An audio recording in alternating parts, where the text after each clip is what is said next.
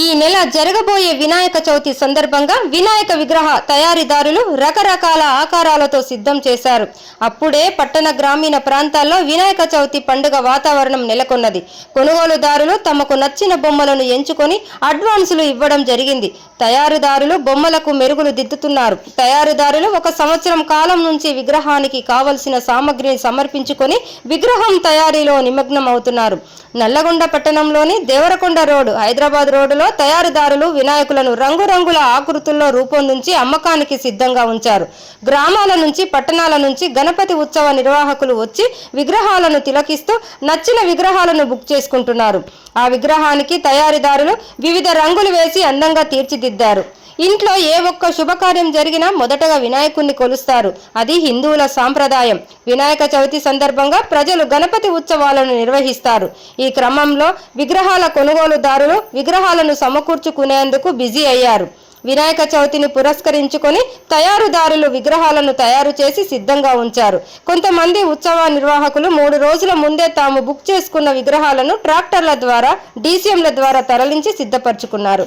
వినాయక చవితి వచ్చిందంటే చిన్న పెద్ద అనే తేడా లేకుండా ఉత్సవాన్ని నింపుతుంది. పర్యావరణాన్ని పరిరక్షించేందుకు కొన్ని స్వచ్ఛంద సంస్థలు ముందుకొచ్చి గణపతి ఉత్సవాల నిర్వాహకులకు అవగాహన కల్పిస్తూ మట్టితో తయారు చేసిన విగ్రహాలను ఉచితంగా పంపిణీ చేస్తున్నారు. ఈ నేపథ్యంలో కొంతమంది నిర్వాహకులు మట్టి విగ్రహాలనే కొనుగోలు చేసేందుకు ఆసక్తి చూపుతున్నారు. కొంతమంది వ్యాపారులు వినాయక విగ్రహాలను దిగుమతులు చేస్తూ అమ్మకాలు కొనసాగిస్తున్నారు.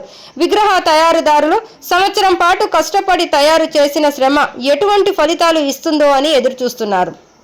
భారీగా పెరిగిన ముడి సరుకుల ధరలతో ఈ ఏడాది పెట్టుబడులు బాగా పెరిగాయని, లాభాలు ఏ విధంగా వస్తాయో అని తయారీదారులు ఆసక్తితో ఎదురు చూస్తున్నారు.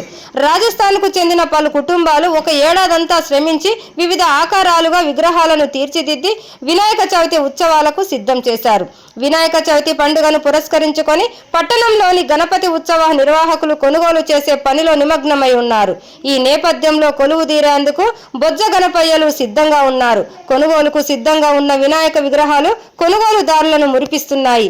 చిన్న చిన్న విగ్రహాలు మొదలుకొని భారీ సైజు విగ్రహాల వరకు తయారు చేసి అమ్మకానికి సిద్ధంగా ఉన్నాయి. కొనుగోలు చేసిన విగ్రహాలను ఆటోల, లారీలలో, వ్యాన్లలో, డీసీఎంలలో దూర ప్రాంతాలకు తరలిస్తున్నారు. భక్తులు వినాయక చవితి పండుగను పట్టణ గ్రామీణ ప్రాంతాలతో పాటు వాడవాడల నవరాత్రి ఉత్సవాలను జరుపుకోవడానికి యువకులు, చిన్నారులు, వృద్ధులు, మగ ఆడ అనే తేడా లేకుండా ఉత్సాహంతో ఉన్నారు.